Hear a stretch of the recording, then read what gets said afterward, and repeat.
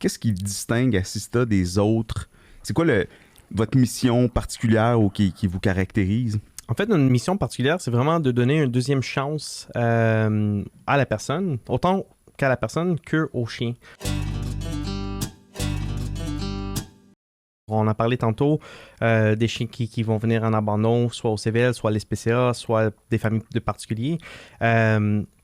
Puis on est vraiment là pour améliorer la qualité de vie de la personne. Alors, on va suivre ces personnes-là pendant très, très, très longtemps. Mais en fait, toute la vie du chien. Alors, les chiens, les gens qu'on va aider, qu'on va remettre ces chiens-là, on parle d'à peu près un 2500 à un 3000 d'heures d'entraînement continu. Alors, ça prend à peu près 2 ans back-à-back pour vraiment former un chien puis pour être capable de pallier l'handicap de la personne. Puis qui fait cet entraînement-là? Qui entraîne les chiens? Alors, on est tous des bénévoles. Alors, on a 26 bénévoles 26. On est 26 bénévoles qui s'occupent de la fondation. Puis c'est des membres du service de police de Laval. Alors, l'unité canine à Laval. Alors, un salut à eux. Oui, on salue, oui. On salue les autres parce qu'ils n'auront pas eu ça évident avec la pandémie, un peu d'ailleurs que tout le monde. Mais c'est eux autres qui vont, des membres de leurs équipes qui vont nous aider à les former. Alors, on travaille en renforcement positif. Alors, on travaille souvent, on va se croiser avec Eric au centre à chaque mercredi soir. Alors, c'est ça le point de rendez-vous qu'on se réunit un peu tout le monde. Oui, le clicker. Oui, j'ai entendu le clicker dans le micro. C'était ça où je m'en allais faire. Police unit, canine unit, Ah oui, Laval, c'est ça. Laval, canine. Là, tu pourrais faire le... Oh, le canine unit. Tu dis vous êtes 26. Il y a combien de chiens en entraînement à un moment donné? Comme en ce moment, il y a combien de chiens qui sont... En fait, on a 102 chiens qui sont en service présentement. 102. Alors, on a 4 programmes. Alors, on a nos 3 programmes individuels qu'on donne des chiens à des individus. Puis notre 4e programme, c'est les chiens pour les établissements. Alors, c'est des établissements qui ont des besoins particuliers. Alors, on parle d'une école avec des besoins particuliers. On va former un intervenant avec un chien pour être capable de répondre aux gestions de crise dans l'école. Alors, un peu... Comme des feux d'alarme dans l'école, dans la journée, on a un enfant qui est en fuite à l'école. On va former en fait cette équipe spécialisée pour être capable de répondre aux crises. Alors, on a un psychologue sur notre staff qui va être capable d'accompagner l'intervenant pour donner des astuces. Parce que le chien, ça reste un chien à la fin de la journée, il ne faut pas oublier. Il a besoin du repos, il a besoin d'être un chien en même temps. Mais ces chiens-là, qu'est-ce qu'ils vont faire? Ils vont être capables d'accompagner le travail de la travail sociale pour rendre la crise un peu moindre ou de solutionner la crise. Un peu. Ouais, exactement. Puis comment vous faites le match? Parce que est-ce que c'est... Vous entraînez le chien puis le match se fait après ou vous matchez quelqu'un puis vous entraînez le chien spécifique pour la personne? Alors, on matche le chien par la suite parce qu'on veut matcher le bon chien avec la bonne personne ou la bonne famille. Alors, on prend en considération tous les différents éléments. Est-ce que le chien a l'initiative? Est-ce qu'il est très colleux? Est-ce qu'il est très... Est-ce qu'il est stressé? Est-ce qu'il n'est pas stressé? D'ailleurs, si le chien est trop stressé, malheureusement, on doit le disqualifier. Puis souvent, c'est les familles d'accueil qui l'ont hébergé pendant un certain temps qui vont les garder. Mais on essaie de matcher le plus possible les chiens avec les différentes familles. Puis tu parlais de combien de temps ça prend, environ 2 ans, les entraîner, puis combien ça coûte environ pour un chien aussi, pour l'amener à... En fait, j'imagine que ça varie selon sa tâche éventuelle, puis son aptitude de départ, mais le coût moyen d'entraînement d'un chien pour... Le coût moyen, ça varie. C'est entre, je te dirais, 25 000 puis 30 000 par chien. C'est sans compter les nombreux d'heures où les gens qui travaillent dans l'ombre un peu, qui travaillent dans le succès bénévolement pour le chien. Puis c'est ça, c'est un travail d'équipe comme on a mentionné. Derrière chaque chien d'assistance, il y a à peu près une vingtaine de personnes qui sont impliquées dans le succès de l'équipe à la fin. Alors on parle de beaucoup de différentes personnes qui travaillent dans l'ombre qu'on salue, puis grâce à eux, on est capable de faire ce qu'on fait. Exactement. Chaque maillon. Vas-y, moi, j'allais dire, tu as parlé des chiens qui sont, par exemple, dans les écoles ou dans des établissements, mais il y a aussi des chiens qui sont avec des individus ou des familles. Puis je sais qu'il y en a que c'est pour le stress post-traumatique.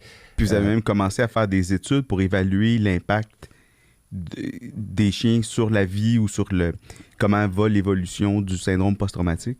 Exact. Alors, on a participé en 2017 à une étude avec l'Université de Laval pour mesurer l'efficacité des chiens d'assistance pour l'état de stress post-traumatique avec les anciens combattants. Les vétérans. Les vétérans. Exactement. Alors, c'est parce que c'est ça. On sait tous qu'il y a des bienfaits par rapport aux chiens, mais on ne sait pas, côté académique, il n'y a pas beaucoup de données. Puis de plus en plus, on voit que les universités s'intéressent à faire des études. Puis on veut voir qu'est-ce qui arrive vraiment côté hormonal, côté tic de la personne. Est-ce que ça va les améliorer? Qualité de sommeil aussi, je voyais. Qualité de sommeil, exactement. Alors, on a participé pendant 3 ans pour découvrir à la fin que la personne était mieux intégrée dans la société. Alors, c'est-à-dire que la personne a dormi mieux, le chien était capable d'intervenir dans des crises de situation. Alors, mettons, si la personne, il y a eu des terreurs nocturnes, alors nous, on va conditionner le comportement. Si la personne, par exemple, a des terreurs nocturne, on va conditionner, c'est soit qu'on bouge beaucoup ou on transpire. Alors, on va conditionner le chien à reconnaître ça. Exactement. Alors, on apprend au chien, en fait, pour reconnaître les comportements humains non normaux, pour être capable de répondre à ses besoins.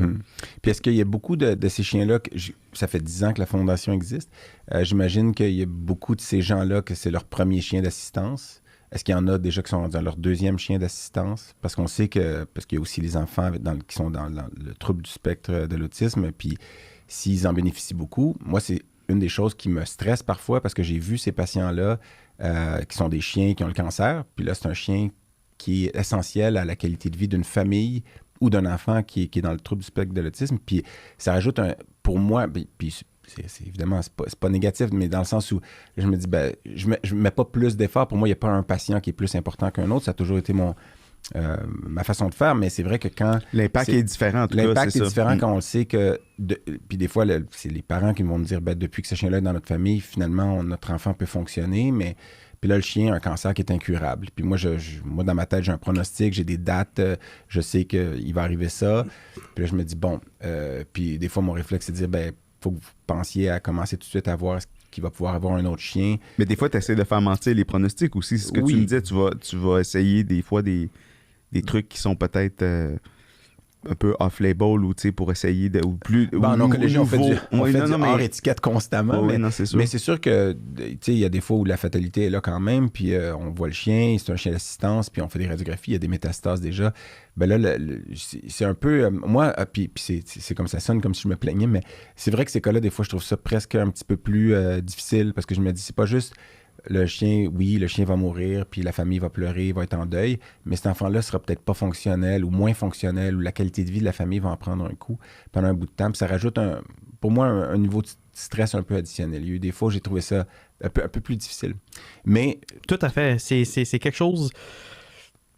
je veux dire, dans le domaine qui est courant, puis c'est quelque chose qu'on doit s'attendre.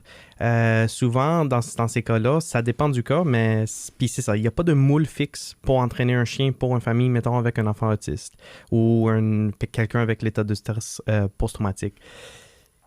Plus souvent que jamais, c'est ça, plus qu'on avance, c'est sûr que la Fondation existe maintenant 10 ans, alors nos chiens sont quand même, ils arrivent à la retraite maintenant. Alors, on est dans cette période-là pour voir avec les psychologues, qu'est-ce qu'on fait? Est-ce qu'on remplace les chiens? On a déjà eu des discussions par rapport avec des individus. Est-ce que vous voulez un autre chien? Puis la réponse à date qu'on a eue, c'est oui puis non. Parce que il y en a qui doivent avoir fait leur processus. Le chien les a aidés pendant un bout de temps. Le chien va mourir. Ils vont faire leur deuil. Puis maintenant, le chien les a peut-être aidés à passer à une autre étape, puis ils n'ont pas nécessairement besoin d'un chien d'assistance. J'imagine que ça doit... Exactement, puis c'est ça qu'est-ce qu'on constate, c'est que les chiens, ils ont traversé, mais ça affecte la personne, une période difficile dans leur vie où ce qu'il y avait besoin, on parle, mettons, d'un ancien combattant avec l'hypervigilance. C'est sûr qu'après 8 ans ou 9 ans que tu as un chien d'assistance avec toi, tu développes des mécanismes puis un boîte d'outils pour gérer des choses comme ça. Puis est-ce que tu veux te rembarquer là-dedans? C'est une question tout à fait valide puis qu'on n'a pas la réponse à date. C'est quelque chose qu'on se pose, mais c'est aussi côté monétaire. Est-ce qu'on est capable d'investir pour remplacer le chien de tout le monde? Parce que Est-ce que tu aides des nouvelles personnes ou tu continues d'aider les mêmes personnes? Exactement, parce qu'on a sur, mettons, les centres de chiens que je viens de dire qu'on a en service, ça veut dire qu'on va devoir remplacer les centres de chiens à un moment donné. Ça double si tu veux continuer à aider des nouvelles personnes. On n'a pas la réponse au questionnement. Depuis 2020, on a fermé nos applications pour les individus.